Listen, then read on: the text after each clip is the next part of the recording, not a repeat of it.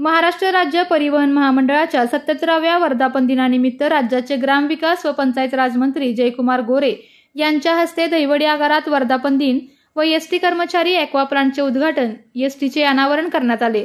दरम्यान आगार प्रशासनाच्या वतीने मंत्री गोरे यांचा एसटी बसची प्रतिकृती देऊन सन्मान करण्यात आला। आगार व्यवस्थापक कुलदीप डुबल, विशाल घोरपडे, संतोष बोराटे यांनी प्रवाशांना साखर व पेढे देऊन आनंदोत्सव साजरा केला। दरम्यान वाहतूक नियंत्रक संतोष बोराटे यांनी दहिवडी आगाराच्या इमारतीस 49 वर्ष पूर्ण झाली असून येत्या काळात सुसज्ज इमारत दहिवडी बस स्थानकास मिळावी। चालक व वाहक मिळून जवळपास 35 कर्मचाऱ्यांची आवश्यकता दहिवडी आगारास आहे। चालक व वाहकांची कमतरता असल्याने फेऱ्या पूर्ण क्षमतेने होत नाहीत। आपल्या मार्फत 35 चालक वाहकांची पूर्तता झाल्यास त्या फेऱ्या आम्ही पूर्ण क्षमतेने देऊ अशी मागणी केली। त्यावर ग्रामविकास मंत्री जयकुमार गोरे यांनीही सकारात्मकता दर्शवत राज्य शासनाने व एसटी महामंडळाने 5000 नवीन बसेसचे बुकिंग केले आहे। परिवहन मंत्री प्रताप सरनाईक यांच्याशी चर्चा करून येत्या काळात दहिवडीस जास्तीत जास्त बसेस उपलब्ध करून देणार असल्याचा शब्दही त्यांनी दिल्याचे मंत्री गोरे यांनी सांगितले। 77व्या वर्धापन दिनानिमित्त महाराष्ट्र राज्याचे ग्रामीण विकास मंत्री आणि पंचायत राज मंत्री जयकुमार गोरे भाऊ या ठिकाणी उपस्थित आहेत। त्याबरोबर आमच्या मार्गदर्शिका सोनियाताई गोरे या ठिकाणी उपस्थित आहेत। सिद्धनाथ चौधरी चेअरमन सन्माननीय अरुणभाऊ गोरे, युवा नेते अतुल शिंदे, गांधी काका, सिद्धार्थ गुडगे, नगराध्यक्ष मॅडम अतुल जाधव, विशाल घोरपडे सर्वच मान्यवर या ठिकाणी उपस्थित आहेत। सर्व उपस्थितांचं मी दहिवडी आगाराच्या वतीने स्वागत करतो। खरं तर भाऊ 1976 साली या बस स्थानकाचं ओपनिंग झालं, सुरुवात झाली। त्या बस स्थानकाला 49 वर्ष आज पूर्ण होत असताना आज 77वा वर्धापन दिन आपल्या उपस्थितीमध्ये साजरा होतोय आणि खूप अनेक टप्पे अनेक अडचणीतून मार्ग काढत हा प्रवास करत या बस स्थानकाचा आहे। गेल्या वर्षी आपल्या या आगार व्यवस्थापकांचं या ठिकाणी बदली झाली। डुबल साहेब आपल्या या आगारामध्ये हजर झाले आणि एका वर्षामध्ये खूप काही काया पाडत आपल्या बसस्थानकाचा असेल, उत्पन्नाचा असेल आणि सर्वच बाबतीत पूर्ण नाही काय करतात पण जेवढं शक्य आहे तेवढं केलं आणि त्या माध्यमातून साहेबांनी खूप चांगली प्रगती केली। आणि त्या दरम्यानच्या काळामध्ये स्वर्गीय बाळासाहेब ठाकरे स्वच्छ सुंदर बस स्थानक अभियान एसटीने चालू केलं। त्या अभियानामध्ये खरं तर मंत्री महोदयांचं आम्हाला खूप सहकार्य झालं। लोकसहभागातून आम्ही खूप आर्थिक मदत गोळा केली। सोनियाताईंचा आम्हाला खूप मदत झाली। सर्व मानदेशी जनता असेल, आमचे सर्व चालक वाहक असतील, सर्वांनी खूप मदत करून आर्थिक नियोजन करून लोकसहभागातून आम्ही पायाभूत सुविधा सर्व प्रवाशांसाठी तयार केल्या, इथं निर्माण केल्या आणि त्या माध्यमातून महाराष्ट्रातून 3ऱ्या क्रमांकाचं बक्षीस आम्हाला या बस स्थानकाला मिळालं। आणि याही वर्षी 2025 मध्ये आम्ही त्या अभियानामध्ये आम्ही सहभाग घेतलेला असून याही वर्षी आम्ही 51 लाख रुपये बक्षीस महाराष्ट्रामध्ये प्रथम क्रमांकाचं मिळवायचा आम्ही निर्धार केलेला आहे। खरं तर गेल्या वर्षीपर्यंत आपण परिस्थिती स्थापनेनंतर बस स्थानकाच्या बघितली तर उत्पन्न फार कमी होतं। 40 किलोमीटर आपले दैनंदिन खूप कमी होतं।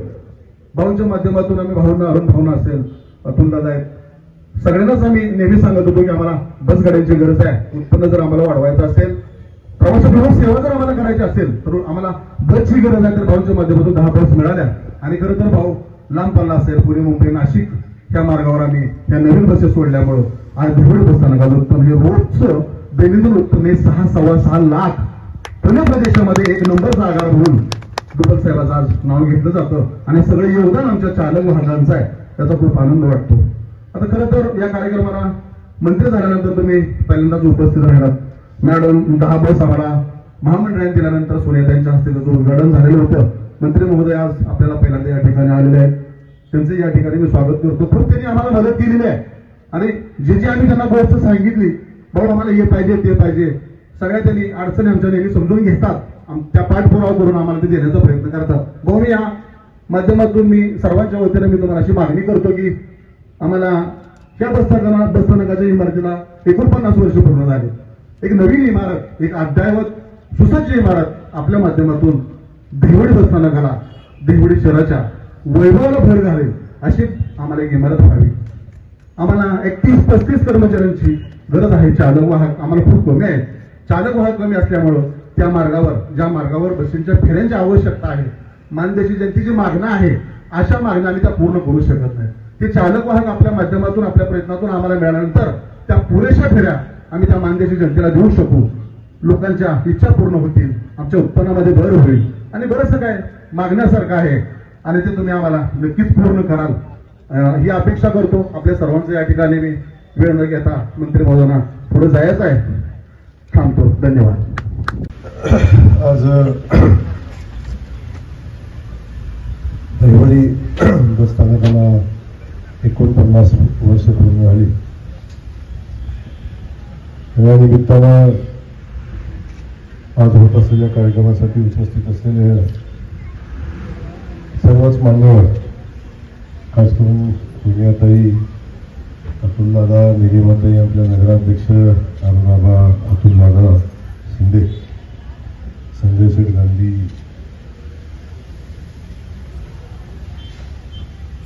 आणि ज्यांच्या प्रयत्नातून गेल्या 2 वर्षामध्ये या बस स्टेशनचा, बस आगाराचा चेहरा बदलला आहे. ते आदरणीय दुबळी साहेब, एसटी आगाराचे व्यवस्थापक आणि त्यांच्या खांद्याला खांदा लावून काम करणारे सगळेच या आगारातील सगळे कर्मचारी, वाहक, चालक, नेते, सगळ्यांचंच या ठिकाणी मनापासून स्वागत करतो. मला आठवतं की मला जसं समजते तसे दहिवडी आगार मी बघतोय. मला वाटते मी 1990च्या आसपास कॉलेजला 91ला कॉलेजला होतो. त्यावेळी रोज या बस आगारामध्ये येणं व्हायचं आणि इथनंच बसनं कॉलेजला जाणं येणं असायचं. या बस आगाराविषयी मलाही मनापासून माझी अटॅचमेंट आहे. आज या बस आगाराला 49 वर्ष होते. पुढच्या वर्षी मला वाटतं 50 वर्ष होत आहे. म्हणजे सुवर्ण जयंती महोत्सव याला काय हरकत नाही पुढच्या वर्षी. आणि कायम लोकांच्या सेवेत असणारी एसटी, जिथं कोणच पोचत नाही तिथं आमची एसटी पोचते. आणि गोरगरिबांच्या साठी खूप महत्वाचा एक वाहतुकीचं साधन म्हणून आपण एसटीकडे बघत असतो. एसटीवर अनेक संकट आली, एसटी अनेक अडचणीत पण आली. लाईट गेली का? एसटी अनेकदा अडचणीत पण आली. पण लोकांची गरज,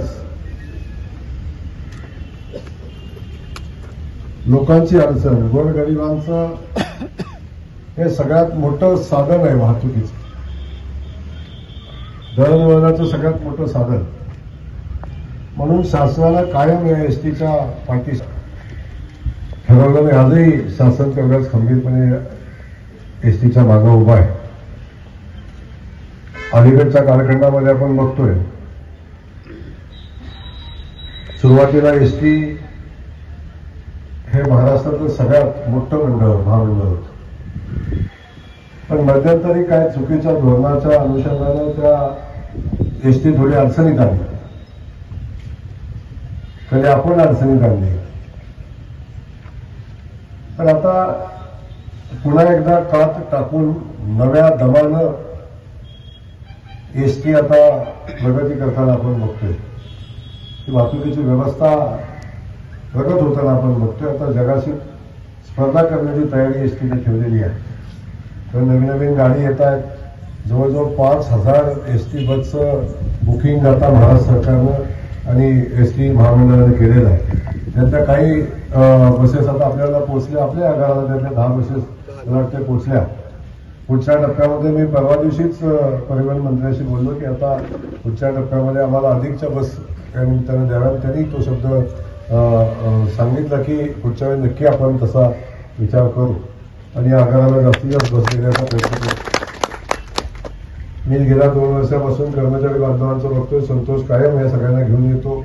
आपले सगळेच बसाव्यापासून सगळेच टीम खूप मनापासून काम करत असते. भुजबळ साहेब रिटायर झालं तरी एसटीचं नातं काही तुटलं नाही.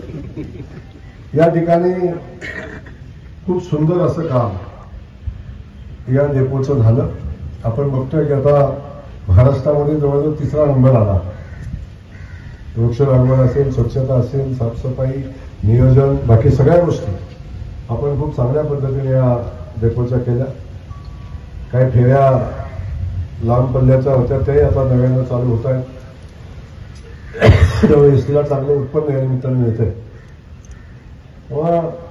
आपल्या तालुक्यातील जिल्ह्यातील बातम्या सर्वप्रथम पाहण्यासाठी आजच सातारा न्यूजला YouTube चॅनलवर सबस्क्राईब करा, लाईक करा, शेअर करा आणि बेल आयकॉन प्रेस करायला विसरू